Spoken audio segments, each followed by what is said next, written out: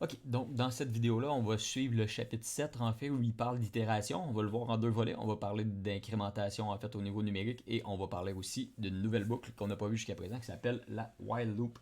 La while loop est un petit peu moins utilisée évidemment celle qu'on a vue précédemment qui est la for loop, mais qui a quand même une bonne utilité, là, surtout quand on parle de jeux. Les jeux vidéo finalement, c'est si on se résume, ça peut être deux grosses while loops et c'est à peu près l'essentiel d'un jeu. Donc, commençons par ça. L'itération, c'est super simple. C'est dans le fond comment est-ce qu'on fait pour incrémenter une valeur. Donc, on peut prendre une variable comme num1, on lui donne une valeur de 10. Comment est-ce que je fais pour l'incrémenter? En Python, c'est un petit peu différent. Ceux qui ont fait du Unity ou du C Sharp, généralement, on a la possibilité de faire num1++. C'est pas possible en Python. On peut faire la version longue qui est égale à celle-ci. Donc, num1 est égal à num1 plus la valeur qu'on veut lui donner. Donc, si on veut faire un bond de 1, un bond de 10, on lui met ça comme ça. Ce que ça fait, c'est en fait, on lui dit, on assigne la valeur de num1 à sa valeur précédente additionnée à la nouvelle valeur qu'on veut. Donc, dans ce cas-là, ça va donner quoi? Ça va donner 11. Si je fais ça, ça va donner quoi? Ça va donner 14. Assez simple comme processus. On peut faire la même chose avec une soustraction. Il faut dire que ça fonctionne aussi très bien. Un petit peu long à écrire. En Python, comment est-ce qu'on va faire? En fait, c'est qu'on va utiliser simplement un token qui est le plus égal ou le moins égal pour faciliter la chose. Donc, si je fais num1 plus égal 1, qu'est-ce que ça fait? Ça fait exactement la même chose. Donc, ça fait num1 égale num1 plus 1. Donc, ce qui veut dire que si j'imprime la valeur ici de num1, ça va donner 11. Si je change ça pour 0, ça va donner 1. Si je change ça pour 3, ça va donner 4. On s'entend? Arithmétique de base, ça devrait fonctionner. C'est pas beaucoup plus compliqué que ça. Sachez qu'on peut le faire en soustraction aussi. On peut le faire en multiplication. On peut le faire en division. En soustraction, ça arrive assez régulièrement aussi. En multiplication, ça peut arriver parfois. En division, c'est très rare. Mais sachez que ça existe. Donc, deuxième partie de la vidéo, de la courte vidéo, on va faire les while loops. Les while loops, c'est super intéressant parce que c'est assez intuitif en fait de la façon que ça fonctionne. Je vais m'amuser avec vous. Je vais faire un petit jeu super rapide. Je vais dire, ok, on va créer un nombre magique. Donc, num magic. On va mettre valeur à 7. On va y mettre un essai d'utilisateur, donc un guess pour l'essai d'utilisateur. On va faire par exprès pour pas qu'il soit équivalent pour qu'il rentre dans la boucle.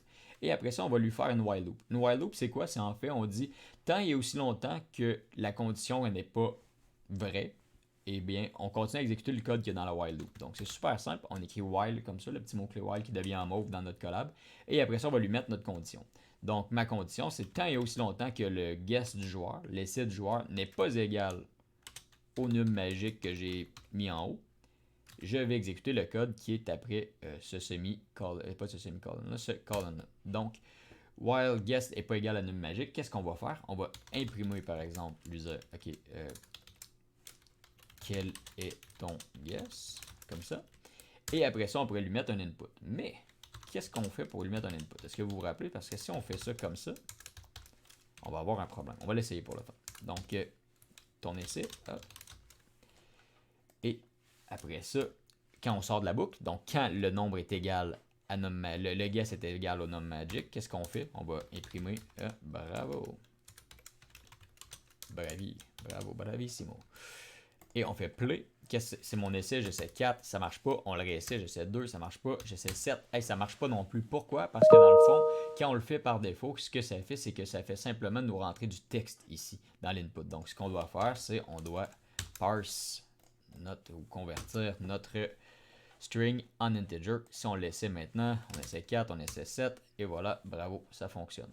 Donc ça, c'est l'exemple typique d'une while loop. C'est super facile. On réessaie le code tant et aussi longtemps que la condition n'est pas mise. Donc on peut utiliser ça pour compter aussi assez facilement. Si j'écris num1 est égal à 0 et j'écris while num1 est plus petit que 10, 2 points, num1 plus égal 1, ou je pourrais même le printer avant en fait. Regardons ça comme ça. Print up num. Je fais n'importe quoi. Num1. J'essaie d'aller trop vite. Et voilà. Si je fais ça comme ça, ça va nous imprimer. Oh! Rien du tout.